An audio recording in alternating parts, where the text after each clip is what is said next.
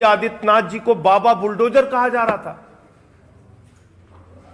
और उससे वो अपना सीना चौड़ा करके कहते थे, देखो मैं बाबा बुलडोजर, मैं बाबा बुलडोजर। मैं ये कहना चाहता हूं, आदित्यनाथ जी का ये बुलडोजर उत्तर प्रदेश में मौत का बुलडोजर बन गया है और कानपुर देहात में जो घटना हुई, उस घटना की कल्पना आप हिंदुस्तान में नहीं कर सकते। वो घटना तालिबान में तो संभव है, हिंदुस्तान में संभव नहीं है। आप उत्तर प्रदेश को, कानपुर देहात को तालिबान बनाना चाहते हैं? मैं कल गया था पीड़ित परिवार से मिलने। शिवम दीक्षित, जिसकी मां अब इस दुनिया में नहीं है, जिसकी बहन अब इस दुनिया में नहीं है, बहुत ही पीड़ा के साथ उसने पूरी कहानी बताई। आप भी सुनेंगे तो आपकी आंख से आंसू आ जाएंगे। बाबा परदादा के जमाने से गांव के एक टुकड़े सी जमीन पर, एक जमीन पर, छोटी सी जमीन पर वो लोग रहते थे, उनका परिवार रहता था। 14 जनवरी को अचानक ये बुलडोजर पहुंचता है बाबा जी का। उसने पक्का मकान गिरा दिया कृष्ण गोपाल दीक्षित जी का।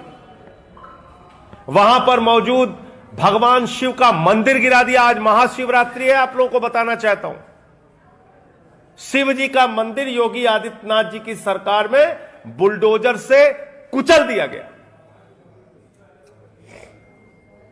14 जनवरी को। उसके बाद यह परिवार सड़क पे आ गया, रोता बिलखता डीएम के घर पहुंचा। डीएम ऑफिस में उसने फरियाद की। प्रमिला दीक्षित जी भी उस वक्त मौजूद थी, वो भी गई। घर के जानवर लेके गए, बोले हम कहां रहेंगे साहब, कोई तो जगह दीजिए, हमारा घर गिरा दिया गया, छोटा सा कोई मकान बना के दीजिए। एक तरफ तो देश के प्रधानमंत्री और भारतीय जनता पार्टी के लोग कहते हैं 2022 तक पूरे देश में सबको पक्का मकान मिल जाएगा। 22 तो बीत गया, पक्का मकान छोड़िए, जो है वो भी कुचल रहे हैं। तो कोई सुनवाई नहीं हुई डीएम के यहां, कोई सुनवाई नहीं हुई प्रशासन के यहां। और वो लोग परिवार इस कड़कती ठंड में 14 जनवरी को जब उनका घर तोड़ा गया, शिव जी का मंदिर तोड़ा गया, उसके बाद वहां पर एक झोपड़ी थी, उस झोपड़ी में वो लोग रह रहे थे। पूरी कहानी सुनिएगा ध्यान से। उस झोपड़ी में वो लोग रह रहे थे, चलो किसी तरह से गुजारा करते हैं। वो शिवम दीक्षित का छोटा सा बच्चा भी था, उसी में रह रहे थे।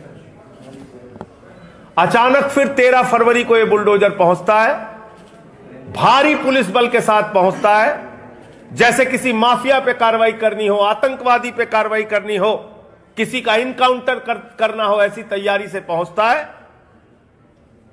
मां और बेटी प्रमिला दीक्षित और उनकी बेटी उस झोपड़ी में होते हैं। झोपड़ी में आग लगा दी जाती है। ये मैं नहीं कह रहा हूं, ये प्रमिला दीक्षित के बेटे शिवम दीक्षित का बयान है। वो बयान मैं भी आपको दे दूंगा। कल जो उसने बातचीत में बताया, मीडिया सारा मौजूद था। आप ये कर रहे हैं, एक व्यक्ति का पक्का मकान गिरा दिया, मंदिर गिरा दिया, झोपड़ी में रह रहे हैं, झोपड़ी में मां बेटी मौजूद है, उनको जला दिया प्रशासन ने आपके। तो ये आत्महत्या नहीं है, बल्कि योगी सरकार के प्रशासन के द्वारा की गई हत्या है, जिसमें दीक्षित परिवार की एक मां, एक बेटी को जलाकर मार दिया गया।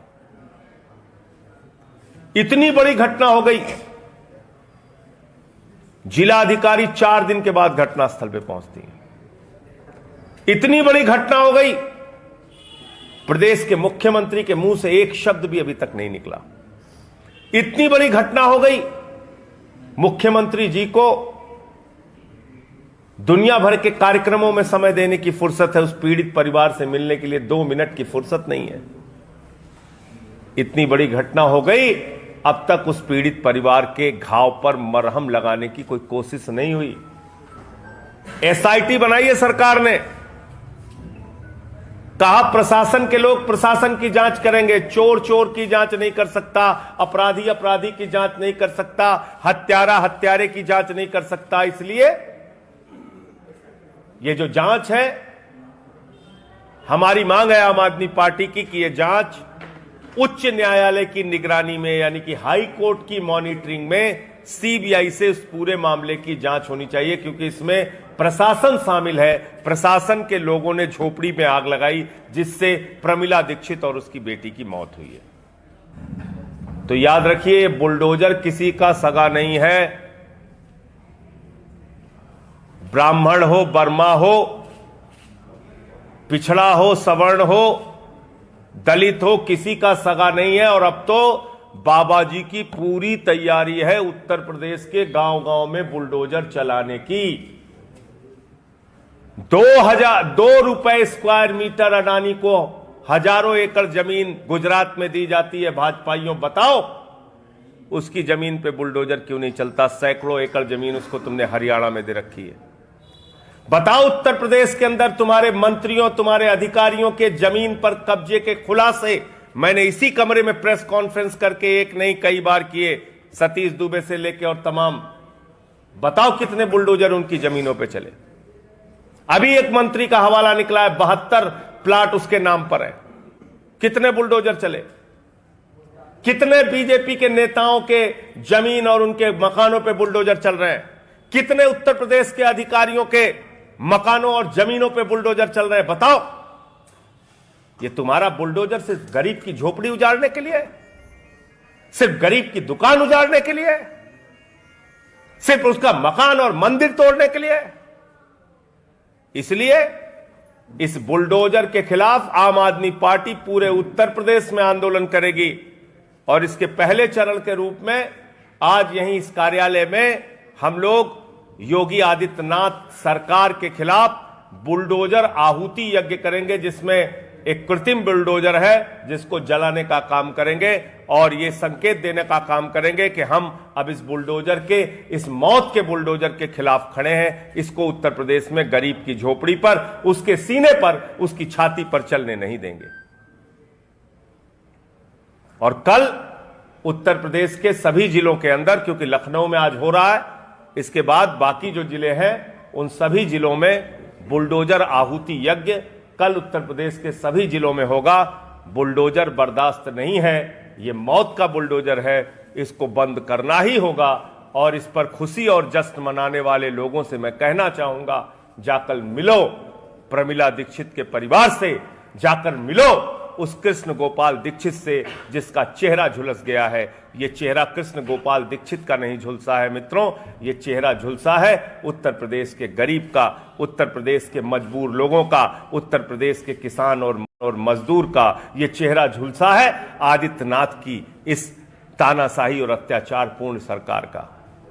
कहीं पर हाथी लोगों को कुचल रहा है, कहीं पर बुलडोजर लोगों को कुचल रहा है।